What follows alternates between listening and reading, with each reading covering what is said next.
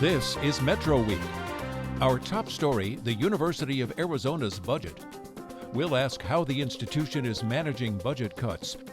Those are hard decisions because for every yes, there's a no that goes with it. None of these decisions are good versus evil. And our Journalists Roundtable analyzes the week's news.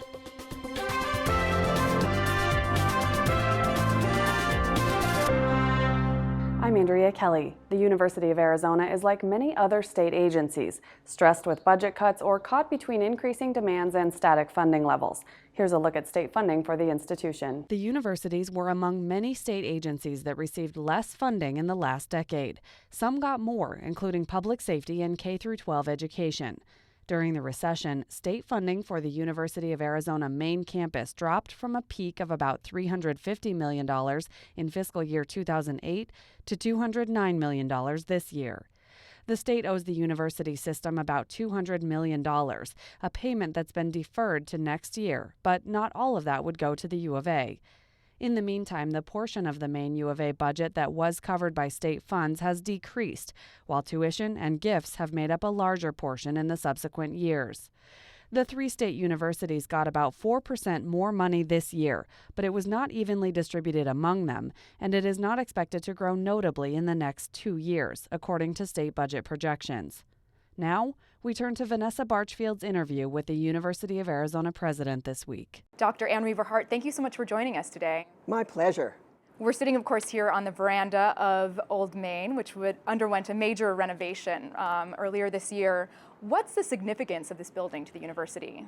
This is the beginning of the University of Arizona. And for many years after its founding, everything happened here, from dorm rooms to food to classrooms to exhibits from the original Territorial Museum that were begun here in 1893. So this is it. This is our root and our beginning, and so important to the University of Arizona. We were all here. We did everything here, and it's wonderful to be in the heart of this university and to celebrate this example of what is actually not a very common remaining building in our region, the territorial architecture of this great building. You decided to move your office here. How has that move changed your relationship to the university community? It's really opened up for me the accessibility of the president's office to the broader community, a chance to feel the rhythm of the campus that can't be felt on the top of an office tower. This afternoon, we all enjoyed the concert on the green and the sound of music and students. People walk around the veranda. I get to see them from my window. I get a chance to see the students when they start their campus tours. It really has brought me back into the heartbeat of the university. And I was very pleased when the regents encouraged me to move back to Old Main, where the president's office had its very, very beginnings. The regents, of course, approved the renovation cost with the requirement that it be paid for by private funding. But fundraising has been a little bit sluggish. Did you expect that? And do you have any explanation for why donors are sort of slow to give? People wanted to see what that renovation looked like. We're about $3 million toward goal. We used renovation funds that had already been set aside for the university, many of which had been established for the preservation of the building. And we couldn't wait. The roof was collapsing. This veranda had been closed.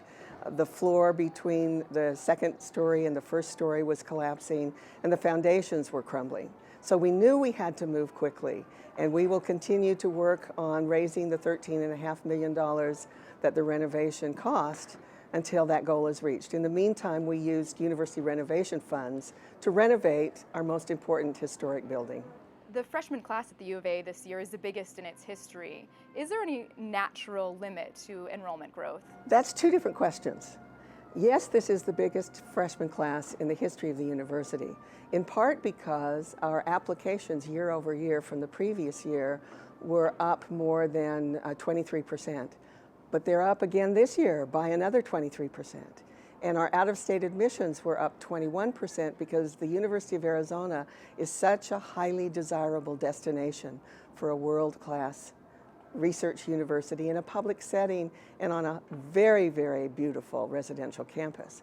The natural limit is our size, our commitment to our core mission and values, and our assurance that every student at the University of Arizona will have that fully engaging experience with our faculty and with one another. That is our mission, and we are not about to become a mega university and abandon that core mission. So we will impose limits on ourselves. At the same time, the Board of Regents has asked us to grow in order to be a part of the solution of our 3 institutions in the state to increase the number of Arizona citizens who hold bachelor's degrees. So we are a part of that, and we have an enrollment target set by the Enterprise 2020 plan that was developed at the Board of Regents. And of course, this class wasn't just the biggest, it's also the most diverse in the university's history. Are you doing anything to improve faculty diversity? Absolutely. In fact, our provost office and our Senior Vice President for Health Sciences office have all made faculty diversity a very high priority. And we work with the Chief Diversity Officers on campus to help assure that our faculty searches really do uncover the most diverse possible candidate pools that we can find. That's how you find the very best diverse faculty. That's how we find the very best diverse students. Earlier this year, the U of A launched the biggest capital campaign in its history. How close are you to your $1.5 billion goal? We are past the 71% mark with 3.5 years to go, and very, very encouraged by the support of private philanthropy for the university. We tied the Arizona Now campaign, which is our fundraising campaign, to the Never Settle plan.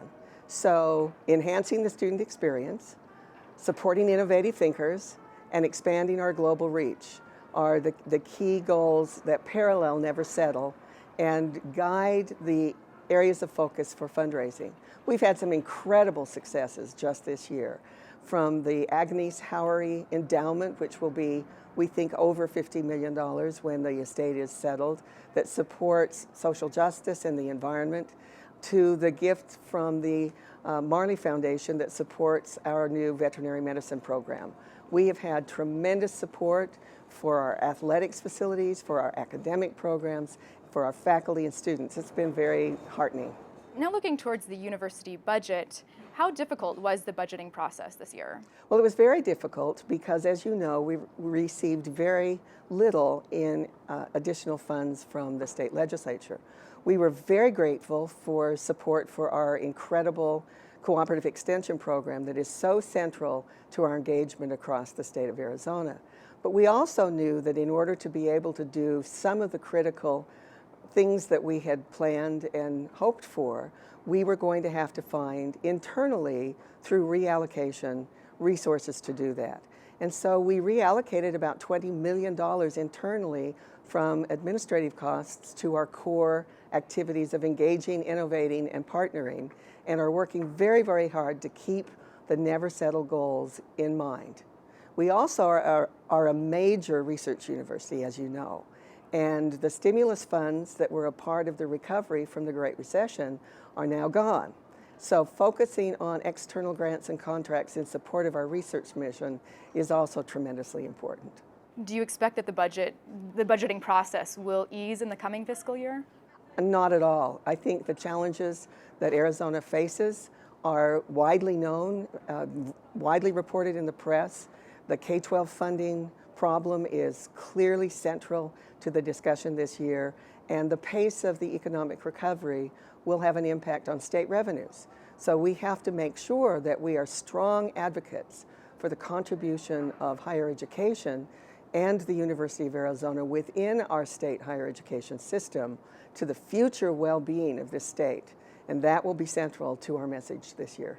You mentioned reallocation in the current budget. What were the more difficult decisions that you had to make? Well, one of the most difficult decisions we make is which of our key, really signature programs we are going to invest in going forward. And so part of the Never Settle process was establishing 7 key areas of focus for enhancing faculty resources and enhancing our external funding. And so you'll see 4 of those are in the biomedical sciences, because we know that we have, in the past decades, invested more in the physical sciences and in agriculture and life sciences than we have in biomedical and health sciences. Those are hard decisions, because for every yes, there's a no that goes with it. None of these decisions are good versus evil. They're all, which is the best optimization of the potential of the University of Arizona. And those are decisions that are very, very difficult and lie at the heart of Provost Comrie's responsibilities and Senior Vice President Skip Garcia's in health sciences. And those are decisions we make together as a team, with Never Settle as the framework for those decisions. Many people have said that the U of A didn't fare well in terms of state funding this year. How do you see that? Well, I think that we were very disappointed by the lack of support for our veterinary medicine program and for the lack of support for the $15 million of investment in critical mission faculty in the biomedical sciences. They're absolutely at the heart of our assignments of our mission in Arizona: veterinary medicine and agriculture, land grant, and biomedical sciences. We have 2 medical schools. So it was a disappointment that the state chose not to invest in those areas that are mission critical for us.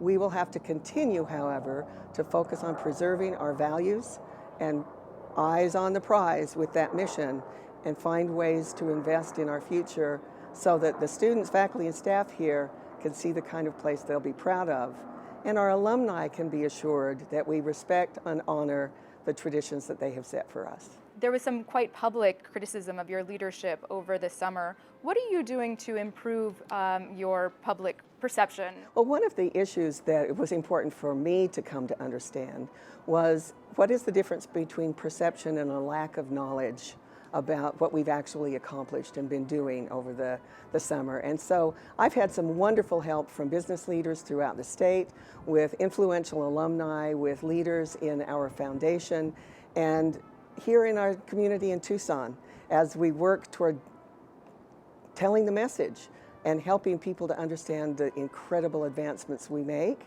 and the difficult decisions you referred to earlier in our conversation. And that's a part of what you accept when you take on a tough job. I didn't come here thinking that this was going to be an easy job, but I did know from the very beginning that the potential for positive impact was tremendous.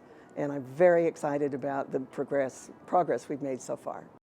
Hi, I'm Lorraine Rivera. Next on Arizona Week, an immigration attorney weighs in on the president's immigration announcement. Now, here's the thing. We expect people who live in this country to play by the rules. We expect that those who cut the line will not be unfairly rewarded.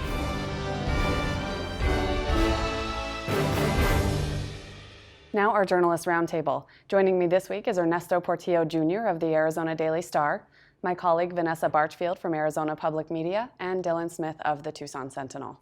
Thanks to you all for coming in today.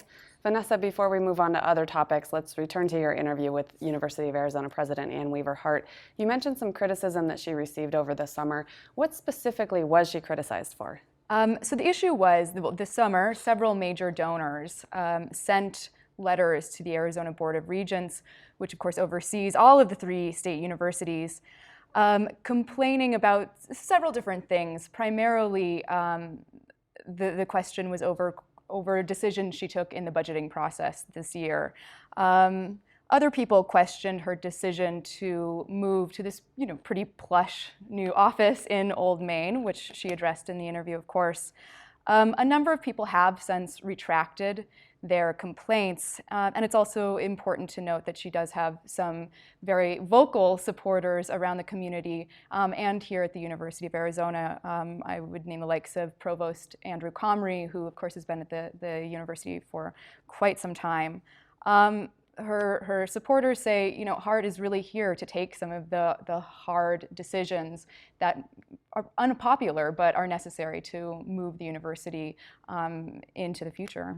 So I feel like that speaks a little bit to what she was saying about maybe perception versus lack of education about the issues. So maybe once some of those critics learned about what the issues were? They were less critical? Is that what she's saying here? Yeah, part of that. I've also read several different places that she also reached out to them and spoke to them directly, and at that point they retracted some of that criticism. Did you have a sense that maybe there's personality issues, personality clashes, which is often inevitable with top administrators and top donors? I think really the issue is sometimes she hasn't spoken out as much as she hasn't explained her decisions as much as she could, and so that leaves questions for people.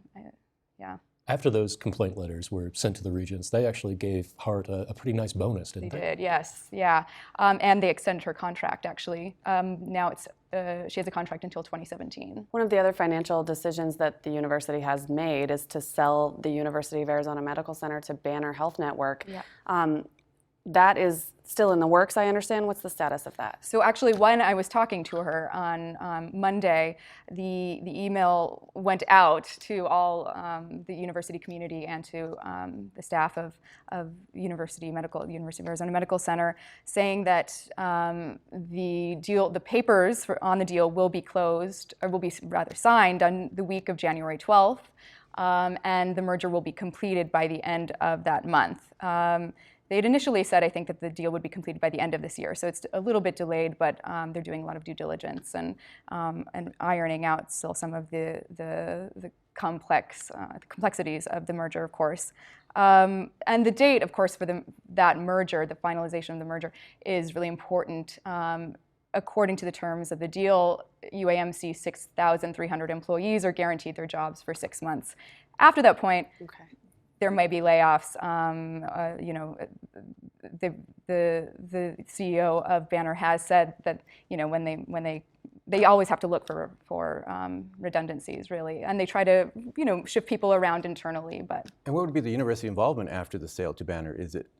Are the institutions no longer public institutions, or are they now part of this quasi-private, nonprofit organization? So University of Arizona Medical College will, of course, remain part of the University of Arizona. They've signed a partnership deal with a partnership with Banner. So, but actually, the University Health Network, which operates the University of Arizona Medical Center and the wider network, is already privatized.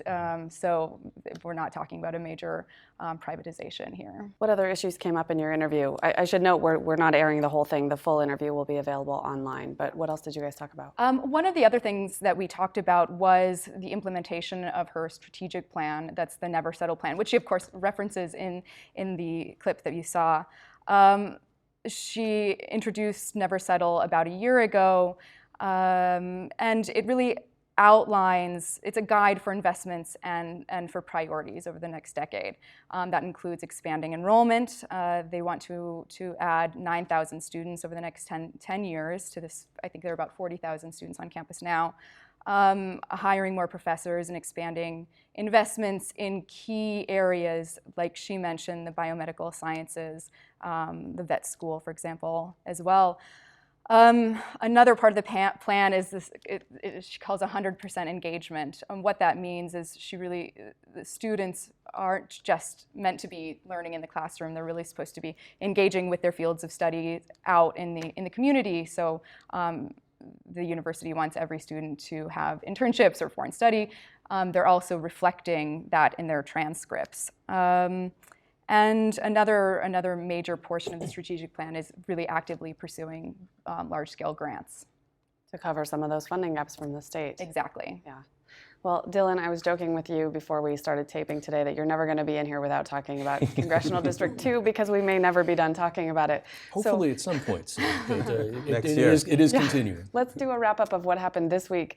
Starting early in the week, Congressman Ron Barber asked for some extra votes to be counted, and why don't you detail that request? Well, the way Arizona law works is the counties have to canvass the vote and officially approve it by the boards of supervisors, and then it goes to state officials for approval before it's actually that has the stamp of approval, and then we can start that recount that is almost 100% certain to happen. But what Barber's campaign did this week was go to the Pima County Board of Supervisors and ask them to delay that canvass, to delay making the vote count in this county official, because they have some ballots that they think should have been counted in the race. And they started with about 132 and added a few more on Thursday. And they also went to Cochise County to ask for them to delay their canvass, and they were turned down by both county boards of supervisors. Dylan, do you anticipate the Barber campaign to sue? They really don't have much choice if they want to pursue this and try and get some of those ballots added to the count. They have about, I think, a total of 167 that they think should be added. There's right now 161 vote margin between Barber and Martha McSally in the ballots that have been counted, which is supposed to be the final count right now. So really their only option is going to be to go to court and try and get a judge to agree to do that. And then of course, the McSally campaign has that option available to them. There are likely ballots on the Republican side that were not included in the tally as well. But in the meantime, she's in Washington. Yeah, but she's still got lawyers here who are going to the boards and trying to make a case that they should not count these ballots. And you bring up a good point. In the meantime, actually, both of them are in Washington this past week. So she's in orientation, what the freshmen go through when they're about to take office, the second time even she's though we're gone not through done. that process. Yeah. And then Ron Barber is serving as our congressman in that district right now. The new Congress isn't seated until the first week of January, so we've got some time to figure out who's actually supposed to be our representative. Is that enough time, do you think? Well, that really depends on how long the recount takes. That's going to take at least a week. That's supposed to start the first week of December. It might go longer if things end up in court. A few years ago when there was the senatorial recount in Minnesota, it took about, 6 months to determine that Al Franken had actually been elected. 8 months, I think. 8 months, actually, we should hope that that's not the case here so we can move along with being represented and what having else am I going to talk about people. every week? Well, here's another thing we can talk about, Ernesto. Last night, President Obama, of course, announced his plans to change some of the immigration policy through an executive order. Can you summarize just the kind of the nuts and bolts of what he wants to do? His long anticipated, much anticipated changes. Essentially, when you boil down to it, it's in some respects it's not much, but it is a lot to a lot of people. Essentially, he's widening the number of people that are eligible for temporary residency and temporary work permits.